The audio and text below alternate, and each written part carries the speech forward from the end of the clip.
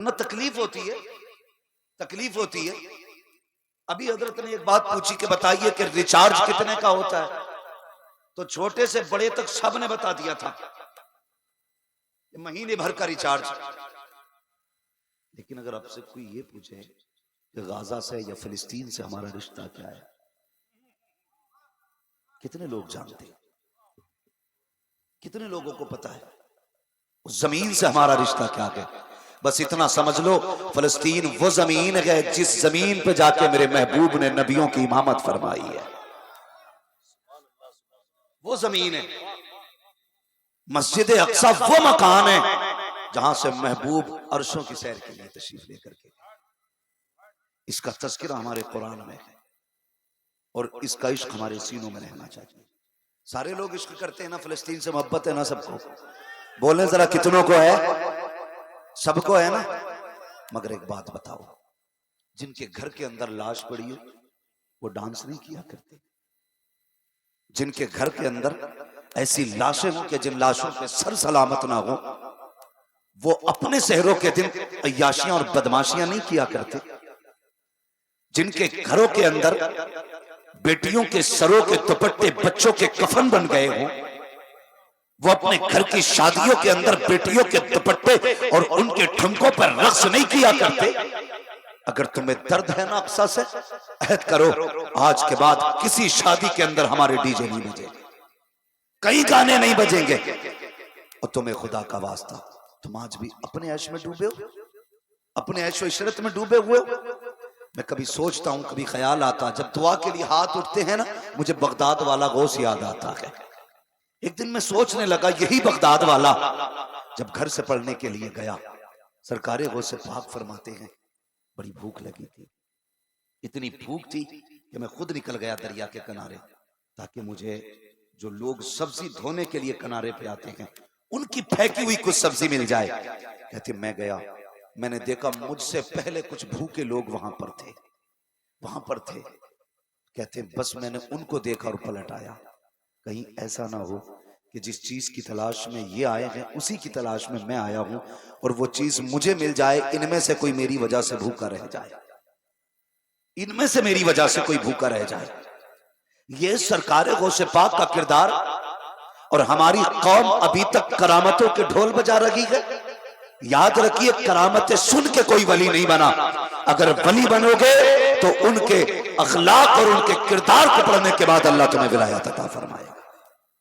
कितने लोगों की कोशिश रहती है हमारे अखलाक और हमारा किरदार बगदाद वाले की तरह। बहुत गौर से सुनिएगा, गौसे पाक ने भूख के आलम में नदी पे से वापस लौट आए ताकि इनमें से कोई बंदा भूखा ना रहे। आज कितनी बेटियों को इसलिए जिंदगी भर सताया जाता है कि तेरे बाप ने खाना ढंग का नहीं दिया था। कितनी बेटियों को पूरी जिंदगी ये ताना दिया जाता है तेरे बाप के पास तो लुकमे तक नहीं थे देने के लिए। खुदारा आप भी साबिर बनो, किसी पे ज्यादती ना करो, जिंदगी इतनी आसान कर दो कि गरीब सर ना पटके बल्कि फख्र से कहे खुदा का शुक्र है उसने मदीने वाले की उम्मत में पैदा फरमाया। ऐसे अखलाक पैदा कीजिए। आज सारे लोग 11वीं का लंगर खाने वाले लोग हैं, ऐसा तो कोई नहीं है लंगर। अल्लाह ताला उम्र खिज़र अता फरमाए। बहुत कमी है। एक दिक्कत ये भी हुई है महबूब भाई, जब से हमारे मदरसों से ना तसव्वुफ की किताबें निकाली गई, तब से सूफियत का मानी बदल गया। अल्लाह ताला हम सबों की रूह को इश्क़े मुस्तफा से सवरने और सजने की तौफीक अता फरमाए। एक बात हम कहा करते हैं, उजाले अपनी यादों के हमारे साथ रहने दो, न जाने किस गली में जिंदगी की शाम हो जाए। हम करामतों से ज्यादा जरूरी है बुजुर्गाने दीन के हालात जिंदगी के बारे में सोचा करें, उनके बारे में गौर व फिक्र किया करें। अब तो ऐसे भी लोग पैदा हो गए गौसे पाक की करामत से भी तौबा कराई जाए। अल्लाह खैर फरमाए, ये कौम कहां जाके रुकेगी। हालात बहुत ज्यादा इस वक्त संगीन है। अल्लाह ताला इस उम्मत पे रहम फरमाए। मेरी बात गौर से सुनिएगा, थोड़ी देर गुफ्तगू करूंगा, बहुत ज्यादा आपका वक्त नहीं लूंगा, वरना तो सच तो ये था गाजी मिल्लत की गुफ्तगू के बाद अब किसी गुफ्तगू की जरूरत बाकी नहीं रह गई थी। अगर इसी गुफ्तगू पे अमल कर लिया जाता, इंशाअल्लाह आज की महफिल में आना हमारा कामयाब हो जाता। मगर हुक्म है सूफी साहब क़िबला का, थोड़ी देर के लिए हाजिर खिदमत में सुने बहुत गौर के साथ। सरकार गौसे पाक ये वो हैं जो मादरजाद वली है, और हमारा तो ये मानना है आलम अरवाह में भी गौसे पाक वली थे। ये सरकार गौसे पाक की अपनी शान है। बाप भी बेमिसाल है, माँ भी बेमिसाल है, फूफी भी बेमिसाल है, परिवार ही बेमिसाल है। इतना बेमिसाल कि मेरे आला हजरत ने कहा था, कादरी कर कादरी रख, कादरियों में उठा कदर अब्दुल कादिर कुदरत नुमा के वास्ते। तो सरकार गौसे पाक की शान, अल्लाह अकबर फरमाते हैं, अगर मैं इजाजत ना दूं ना तो सूरज नहीं निकलेगा, अगर मेरी इजाजत ना हो ना तो छुपेगा नहीं। फरमाते हैं रब ने वो पावर मुझे अता की है, अगर मुसीबतें भी आती हैं तो अब्दुल कादिर से इजाजत लेके आया करती है। अगर आप चाहते हैं मुसीबतों से बचें तो बगदाद वाले की 11वीं किया करें। करते हैं ना 11वीं? सारे लोग करते हैं, जरा सर न हिलाएं, जबान चलाएं, मुझे पता लगे अभी आप थके हुए नहीं हैं। करते हैं ना 11वीं? सारे लोग करते हैं ना 11वीं? अल्लाह ताला सबको बगदाद वाले के लंगर की खैरात अता फरमाए। तो अगर मुसीबतों से बचना चाहते हो उनके नाम की महफिल सजाया करो। वो तो ये कहते हैं उस वक्त तक कोई मेरा नाम नहीं ले सकता जब तक मैं ना चाहूं, उनकी मर्जी के बगैर कोई उनका नाम नहीं ले सकता। मदरजाद वली कितने बड़े वली, फरमाते मेरे ही बचपना था। अपने बचपने की कहानी सरकार गौसे पाक बयान फरमाते, कहते मेरा बचपना था और मैं बच्चों के साथ खेलने के लिए घर से बाहर निकला।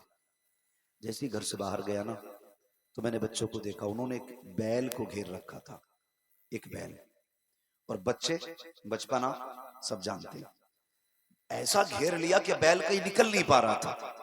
कोई पूंछ पकड़ता, कोई पैर पकड़ता, कोई नाक पकड़ता, इस तरह से बैल को घेर लिया।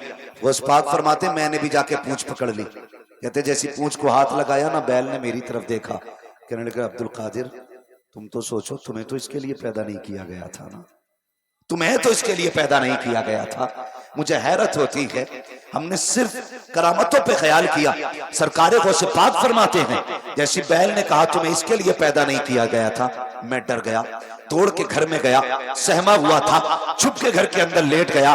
कहते जैसे लेटा ना, अंदर आवाज आ रही थी, लब्बैक अल्लाहुम्मा लब्बैक ला शरीका लक लब्बैक इन्नल हम्द वन निअमा। कहते ये आवाज मेरे कानों से टकराई, मुझे ऐसा लगा जैसे कोई मेरे घर के पीछे ये आवाज दे रहा हो। मैं दौड़ के छत पे गया, जब मैंने छत पे जाकर निगाह डाली तो मेरे घर के पीछे तो कोई ना था, बल्कि काबे की तरफ तवाफ करने वाले लोग मुझे अपनी छत से नजर आ रहे थे। मैंने देखा, उतर के आया, मैं दौड़ करके माँ की गोद में आके बैठ गया। मेरे माथे पे पसीना था, माँ ने कहा लख्ते जिगर नूरे नजर, ये चेहरे पे कैसा खौफ है। कहा माँ जब बैल के पास गया उसने कहा तुम्हें इसके लिए पैदा नहीं किया गया है। जब छत पे गया तो मैंने काबे वालों को तवाफ करते हुए देखा, मामा होती है, लाल को सीने से लगाया, कहा लख्ते जिगर परेशान क्यों होता है, तू तो वो है जब पैदा नहीं हुआ था तेरी आमद के चर्चे पहले से हो रहे थे, जब तू हमारे शिकम में आया था तेरी बरकतें नजर आ रही थी। अब्दुल कादिर तू दुनिया में बाद में आया है, तेरे आने का ऐलान आने से पहले कर दिया गया। नारे तकबीर, नारे रिसालत, फैजान सरकार गौसे पाक, जिक्र सरकार गौसे पाक, हजरत मुफ्ती हम्माद रजा साहब मुरादाबादी। तवज्जो है सारे लोगों की, बस अब जरा सुनिए। गौसे पाक अम्मी अंदर गई, जानते हो अम्मी ने 80 दिरहम निकाले जो बाप छोड़ के गए, ठीक है जी, 80 दिरहम, 40 अलग किए, 40 अलग किए। गौस पाक की बारगाह में आई, बेटा अब्दुल कादिर तुम्हारे हिस्से के 40 हैं, 40 तुम्हारे भाई के, ये लोग और इल्म दीन सीखने के लिए जाओ। अब्दुल कादिर याद रखना मां नहीं आएगी, अकेले जाना है, अकेले जाना है।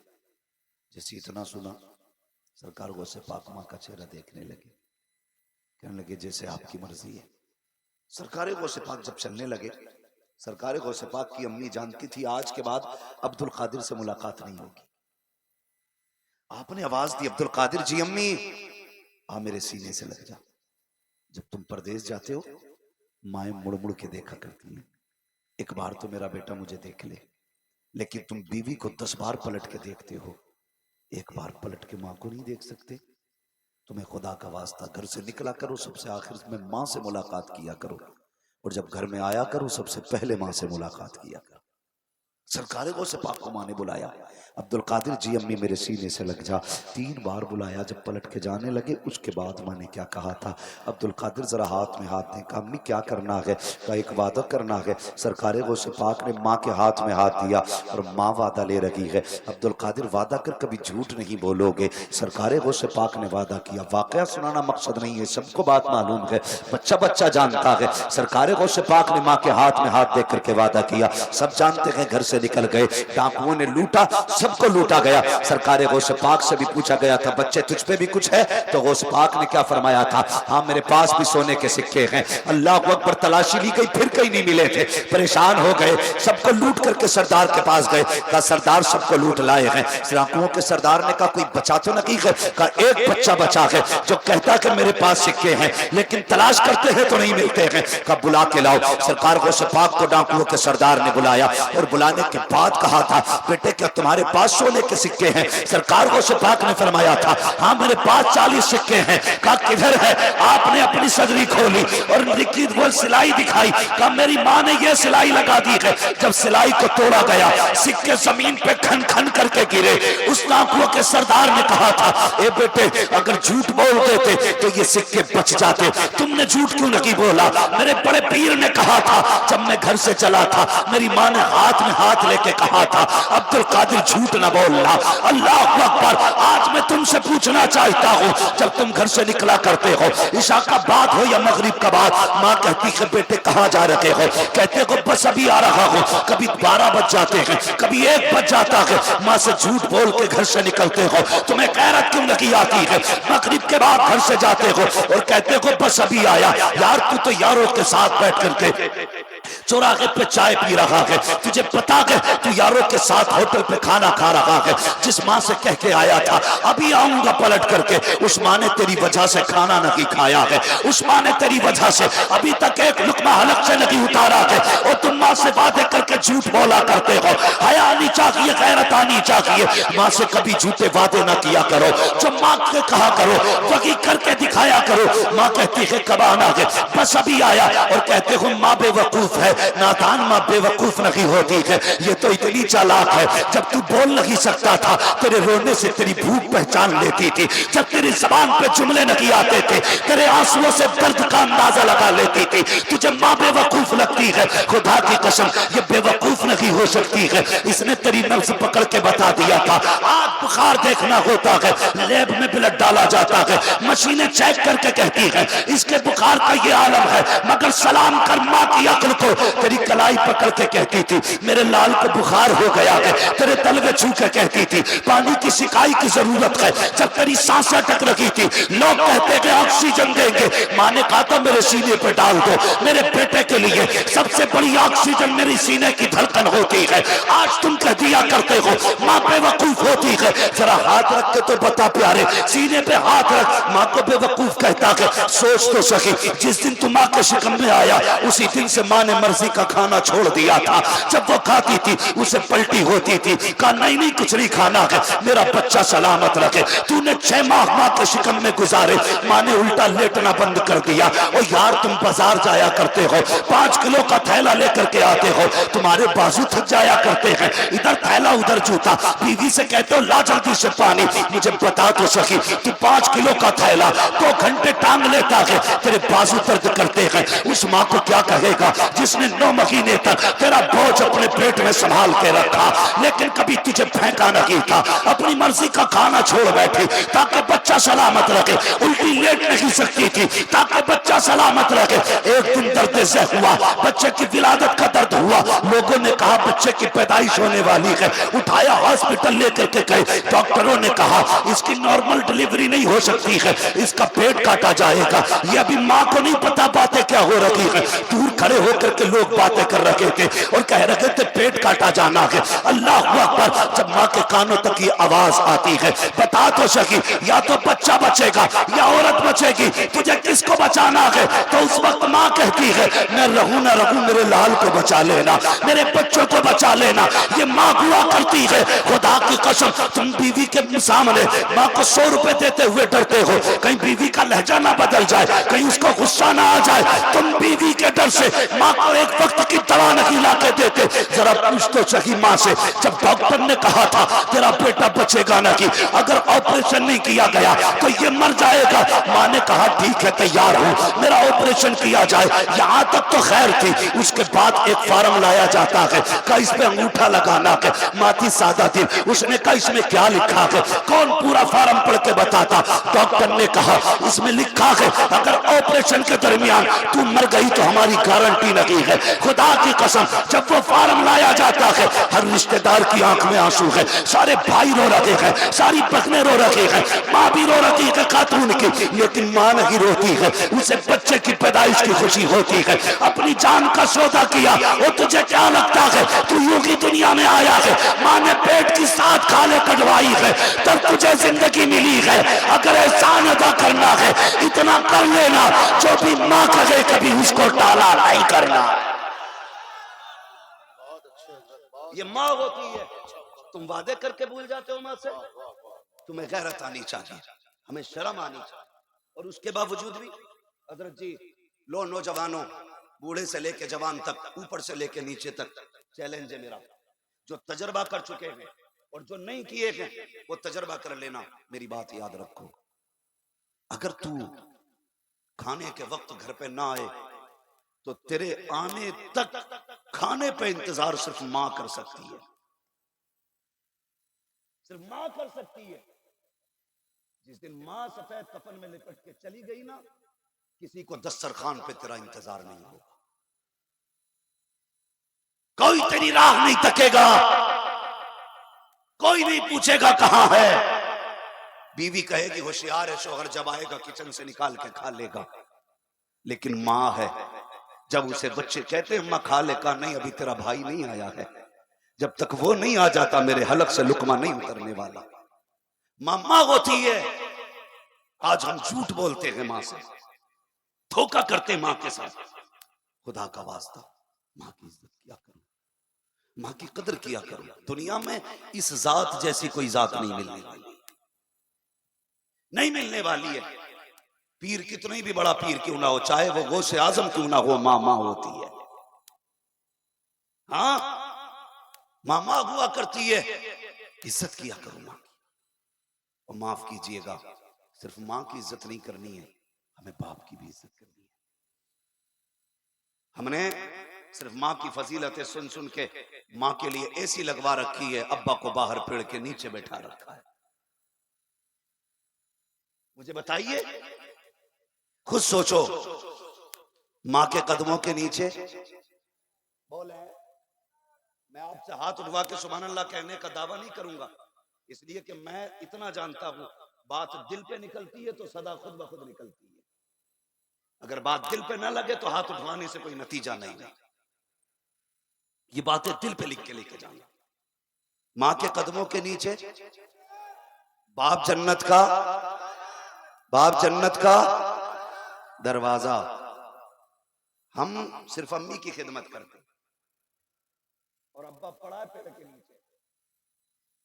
हाँ, एक बात याद रखना, पूछो इन उलमा इकराम से, मुफ्तियान इकराम से, ये बताएंगे अगर शोहर के कपड़ों पे धब्बा लग जाए और औरत उस धब्बे को झाड़ दे, अल्लाह उसे 70 नेकी अता फरमाया करता है। ये मतलब तेरी माँ की जन्नत तेरे बाप के कदमों के नीचे, तेरी जन्नत तेरी माँ के कदमों के नीचे, लेकिन उसकी जन्नत तेरे बाप की रजा में है। सोच, जिसकी रजा में तेरी जन्नत की जन्नत है, फिर उस जात का अपना आलम क्या हो। करते हैं इज्जत। बड़े सख्त लहजे होते हैं हमारे, बड़े सख्त लहजे होते हैं। खुदा इज्जत किया करें। बीवियों के कहने में आकर के माँ बाप को धक्का ना देना, माँ बाप को घर से ना निकालना। सरकार गौस पाक ने माँ से वादा किया। डाकू से कहने लगे सुन, मैंने माँ से वादा किया था, माँ से वादा किया था। माँ के वादे के लिए 40 क्या मैं 40,000 सिक्के बर्बाद कुर्बान कर सकता हूँ। चीख निकल गई। उसने कहा अफसोस अब्दुल कादिर, तुझे माँ का वादा याद है और हमने रब से किया हुआ वादा भुला दिया। चल ऐसा कर, मुझे कल तौबा करा के अपनी गुलामी में ले। जानते हो जब इतनी बात कही ना, तो जो बाकी के साथी थे ना, डाकू के चेले, उसने कहा जब चोरी साथ की है ना, तो फिर जन्नत में भी साथ ही जाना है, फिर जन्नत में भी साथ जाना है। ये सरकारे गौसे पाक का किरदार है, ये सरकारे गौसे पाक का किरदार है। एक हमारा किरदार देखो, हमें तो जहां से मिल जाए बस लूट खसोट से फुर्सत नहीं। मदद किया करो किसी की, दिलों में जगह रखो। गुंजाइश नहीं हमारे पास, कोई गुंजाइश नहीं। इतनी तंगी हो गई है ना दिल में, अल्लाह माफ करे। बस सरकारे गौसे पाक रज़ी अल्लाह तआला एक दिन जा रहे थे घूमते हुए, तो दरिया पार करना था आपको, कश्ती की तरफ बढ़े तो आपने देखा ना कश्ती वाला किसी बंदे को धक्का दे रहा था। धक्का, आप भी पहुंच गए। फरमाने लगे क्या बात है? तो जिसको धक्का दिया था ना, उसने कहा जनाब मैं गरीब हूं, वो मेरे पास देने के लिए किराया नहीं था, इसलिए इसने मुझे धक्का दे दिया। गौसे पाक ने अपने शागिर्द से हुक्म फरमाया, जाके मेरी दरसगाह से सोने के सिक्कों की थैली उठा के ला, सोने के सिक्कों की थैली। और आपने कश्ती वाले के हवाले करके कहा था ले संभाल के रख, आज के बाद अगर कोई गरीब आए ना और उस पे किराए का पैसा ना हो ना, तो उसे अब्दुल कादिर के पैसे से कश्ती पार करा दिया दरिया। उसे अब्दुल कादिर के किराए से दरिया पार कराना। आज कितना करते हो, आज कितना करते हैं। सगा भाई हॉस्पिटल में हो और भतीजी दरवाजे पे बिलक रही हो, तो चचा कहता थोड़ी देर पहले कहती तो मदद करता। इस दौलत की भूख ने रिश्ते तोड़ दिए हमारे, हमारे अपने अपने नहीं रहे। आज पैसा सब कुछ है मेरे भाई, पैसा जेब तक रहना चाहिए, रिश्ते दिल में रहने चाहिए, वरना पैसा तो होगा कोई अपना नहीं, पैसा तो होगा कोई अपना नहीं होगा। मेरे भाई कितनी दूरियां हो गई। आज कोई अल्लामा बन गया, कोई मुफ्ती बन गया, कोई पीर बन गया, कोई इंजीनियर बन गया, कोई डॉक्टर बन गया, लेकिन जब छोटे थे तो सब भाई भाई थे, सब भाई भाई थे। और कैसे रिश्ते थे बचपन में?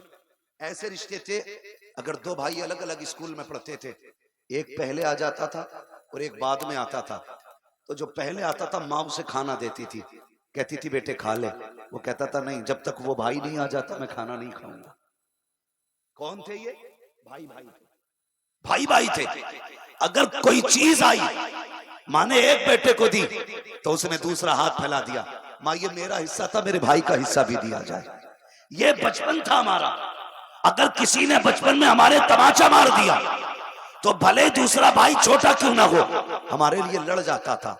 कल भी यही भाई थे, खून भी यही था, रिश्ते भी यही थे, और आज भी यही रिश्ते, यही भाई है, यही खून है। लेकिन आज क्या है, कल जितने के लिए दूसरों को मारने जाते थे, आज उतनों के लिए अपनों के कान पे तमंचे लगा रखे।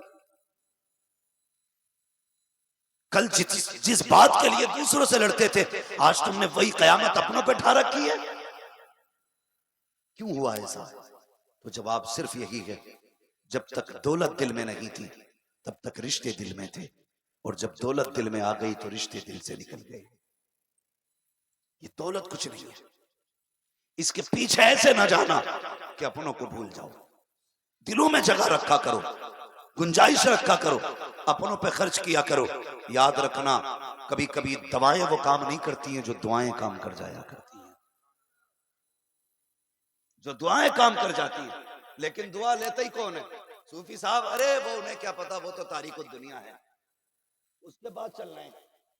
उसने पढ़ाई करी है 18वें तक, क्या है LLB है, उसके पास गए, भाई बता जमीन फंस रही है भैया, ले रहा क्या करना? कहता 10 साल की करा दे। उसके पास गए जिसने 18 साल किताबें पलटी थी, 18 साल उसने कहा गोली मार दे जाके, बाइज्जत मैं बरी करा दूंगा। क्या ही अच्छा होता वकील के पास जाने से पहले हुजूर के गुलाम की चौखट पे आते, कहते भाइयों का झगड़ा है, बता कैसे निपटेगा।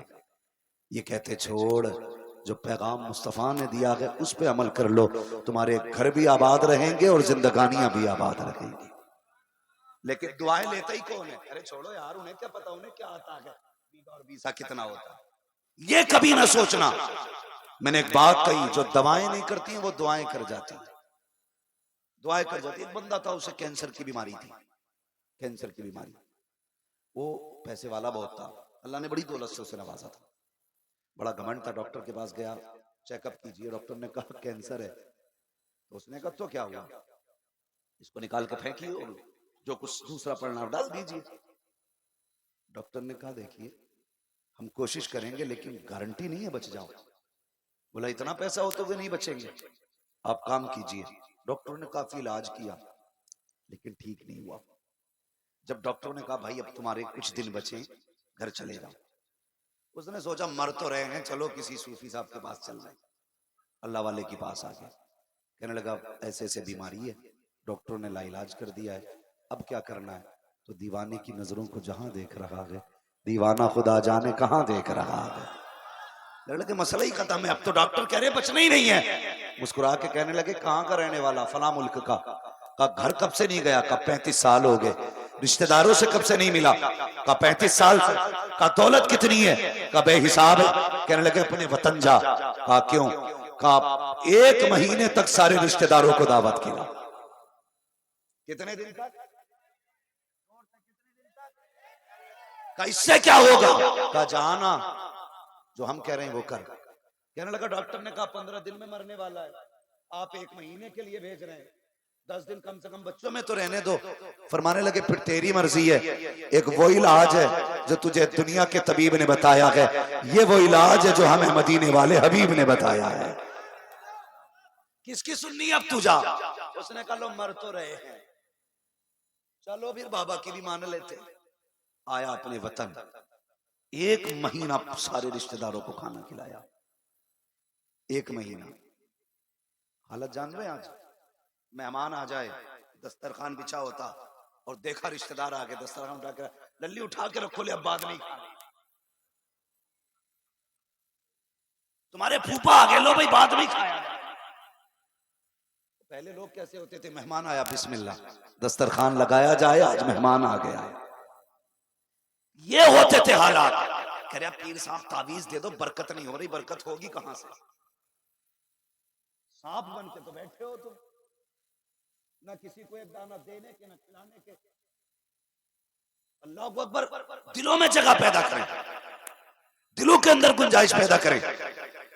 तो आज मेहमानों को देख करके लोगों के चेहरे उतर जाते हैं। और पहले के लोग मेहमानों के बगैर खाना नहीं खाते थे। वो कितना प्यारा शेर था, वो कहा था, किसने कहा था मुझे नहीं मालूम, लेकिन कहा था अल्लाह मेरे रिस्क की बरकत न चली जाए, 2 रोज से घर में कोई मेहमान नहीं है। ये एक बरकत वाला मसला। हम दस्तरखान समेट देते हैं, एक लुकमा किसी को खिलाना नहीं चाहते, और कुछ जरा मेहरबानी करें, ये भी हिसाब लगाते रहते कौन बीमार हो रहा है, फिर 4-5 दिन डट के उसकी जरा तीमारदारी की जाए। मिजाज फुर्सी के लिए जाते हैं और खाना खा के आते हैं, खाना खा के आते हैं। हमारी बस्ती की बात है, बड़ी मशहूर बात है। जमींदार थे, हमारे अपने गांव की बात है। तो उनका एक बैल था, बैल तो 2 थे, एक बैल लाइट के करंट से मर गया, किसी वजह से एक बैल मर गया। तो लोग उनकी खैर खबर के लिए आ रहे, बैल की, बैल बैल बैल बैल, जो भी आता यही पूछता कुछ दिन के बाद के क्या हुआ था बैल को। बोले कौन से बैल को, बोले पहला वाला बैल।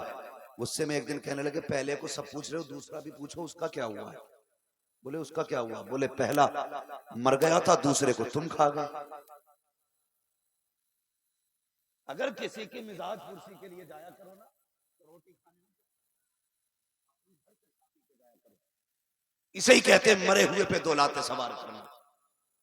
जब कहीं चाय नहीं मिलती, चलो भाई प्रधान बीमार है, उधर चाय मिलेगी, तो चाय नहीं प्रधान का खून पी रहे हो। भाई मैंने एक बात कही, दिलों में वसअत पैदा करें, खिलाने के आदी बने। उसने कहा जाइए अपने इलाके में। वो अपने मुल्क आया, 1.5 महीने लोगों को खिलाया। उसके बाद वापस गया, बाबा को खिलाया, कहने लगे चेकअप करा के आ। जब चेकअप कराया तो कैंसर का नामो निशान तक बाकी नहीं था। वो कहने लगा, डॉक्टर ने कहा यह कैसे हो सकता है? उसने झूम के कहा था, कौन देता है देने को मुंह चाहिए, देने वाला है सच्चा हमारा नबी, जिनके तलवों का धोबन है आबे हयात, है वो जाने मसीहा हमारा। नारे तकबीर, नारे रिसालत। हजरत मुफ्ती हम्माद रजा साहब किबला फैजुर रसूल कॉन्फ्रेंस फैजान सरकार गौसे पाक। करेंगे इंशाल्लाह ये 2 काम। अभी तक 2 मैसेज हो चुके मेरे। एक माँ बाप का एहतराम हो गया, करेंगे इंशाल्लाह। बोलो सारे, जो माँ की इज्जत नहीं करता वो कादरी नहीं हो सकता है। सुन लो, खाली नारे लगाने से काम नहीं बनेगा, अमल में भी हमें मजबूत होना पड़ेगा। माँ की इज्जत करेंगे इंशाल्लाह, बाप की भी। अब्बा का नाम भी लिखेंगे दुकान के ऊपर, लिखोगे कि नहीं? अब्बा का भी लिखना है, ये मेरे माँ बाप की दुआ, ये लिखना है। तीसरी बात मैंने क्या कही है? मैंने कहा है कि अपने रिस्क में दूसरों का हिस्सा रखा करो। करेंगे भी इंशाल्लाह। अब तीसरी बात कर, चौथी बात कर लूं, सुनेंगे? सुने,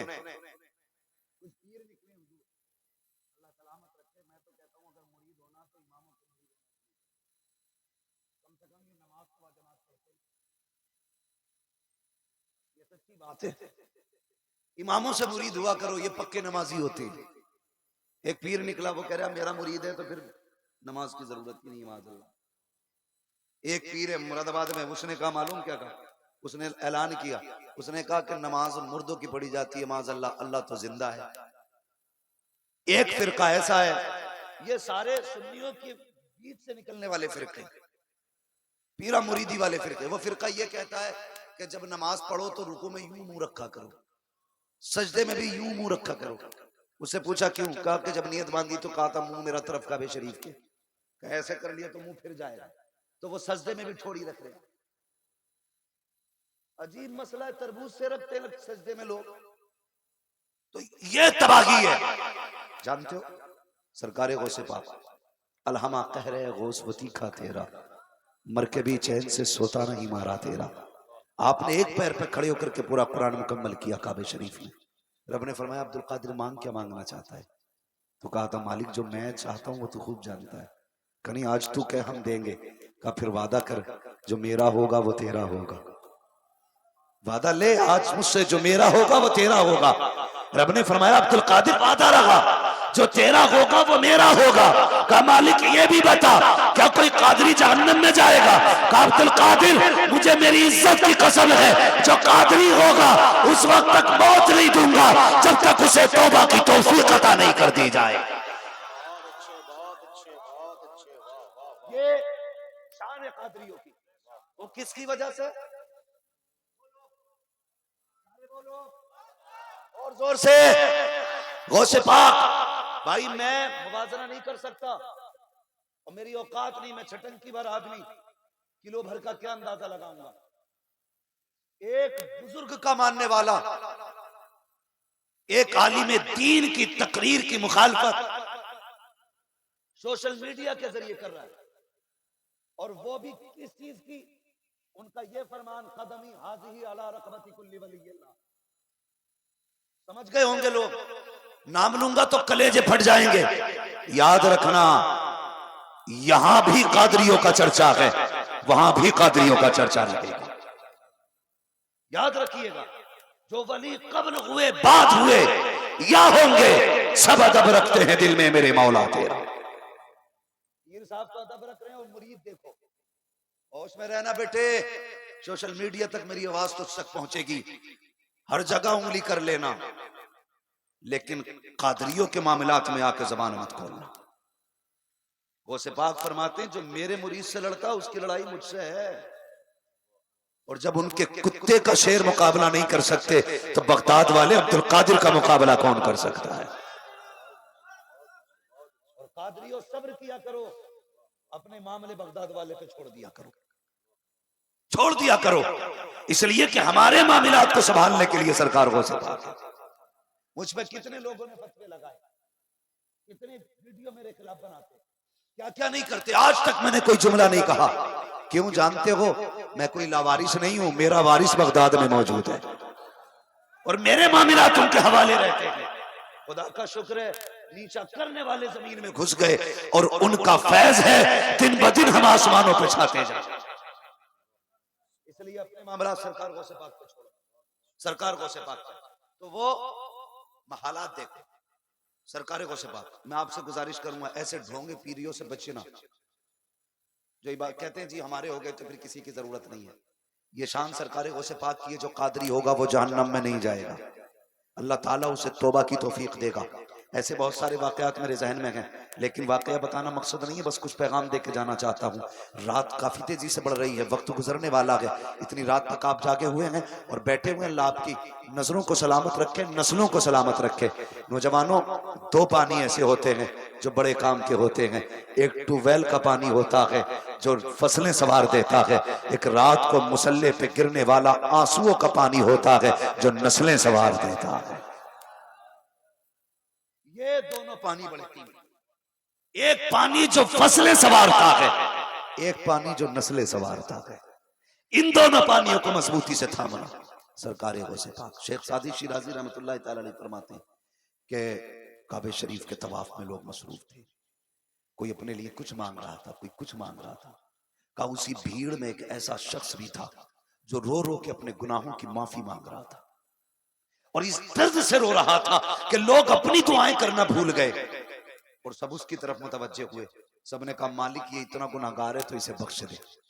इसका लहजा बता रहा है ये बड़ा गुनाहगार है, ए अल्लाह इतने दर्द से रो रहा है, मालिक इसे बख्श दे। शेख सादी शिराजी फरमाते हैं जब वो रोने वाला उठ के जाने लगा और चेहरे से कपड़ा सरका ना, तो कोई जानी या शराबी या पापी ना था। फरमाते हैं वो अब्दुल कादिर जिलानी गौसुल आजम थे जो काबे के अंदर इस दर्द से रो रहे थे। अब मुझे पता तो सही, अजान होती रहती है, तुम कान में उंगली डाले सोते रहते हो, तुम्हें रब की याद क्यों नहीं आती है? क्या तुम्हें अपने गुनाहों का ख्याल नहीं आता? तुम किस चीज पे सहारा करके बैठे हो? क्या गुनाहों का हिसाब नहीं देना है? क्या रब की बारगाह में नहीं जाना है? और यार तुम्हारा रब कितना करीम है, कभी सोचो तो सही। अगर सरकारे गौसे पाक ये तय कर लेते हैं जब तक वो नहीं खिलाएगा तो खाना नहीं है, फिर वो खिज़्र से कहता है जा कहते मेरी कसम है खा ले, फिर वो कसम दे के खिलाता है। बरेली वाले ने कहा था कसम दे दे के खिलाता है पिलाता है तुझे, प्यारा अल्लाह तेरा चाहने वाला तेरा। ओ नौजवान बता तो सही, जिंदगी गुजरती जा रही है, लोग कहते हैं अल्लाह का शुक्र बड़ा हो गया हूं मैं। कितने साल का हो गया? का 60 साल का हो गया, मैं बड़ा हो गया हूं।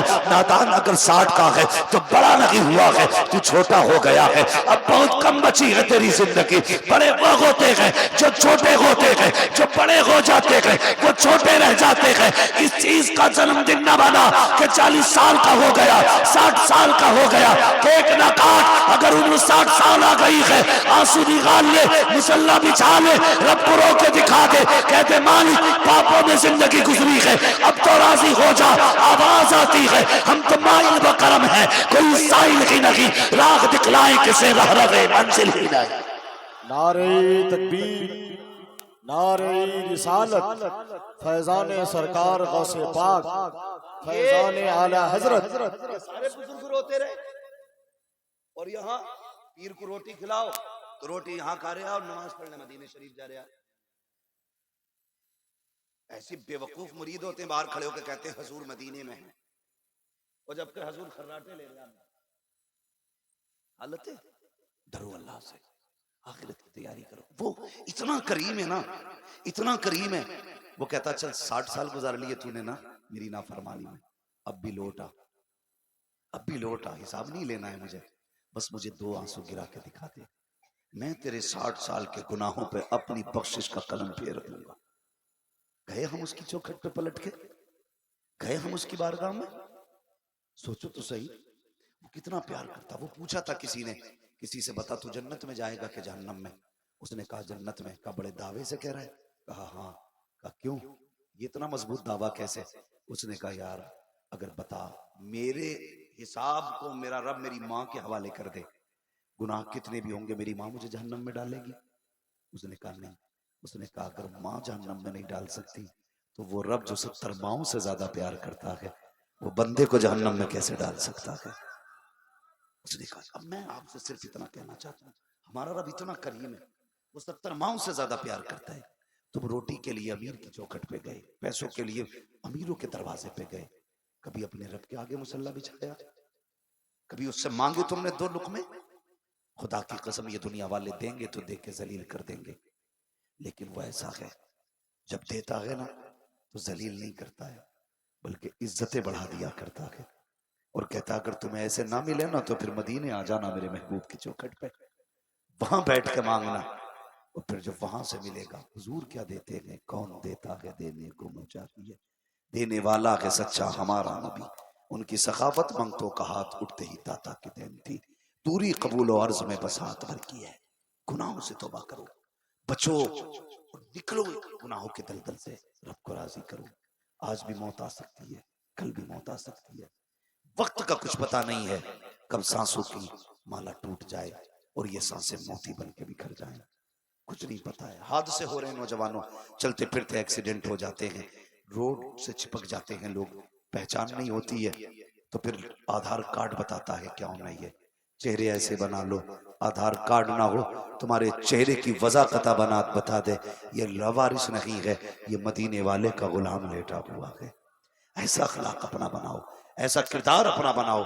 हमारे बुजुर्गों की जिंदगी आप देखिए, पूरी जिंदगी सरकार गौसे पाक ने 40 साल तक, कितने साल तक, 40 साल तक ईशा के वुजू से फजर की नमाज पढ़ी।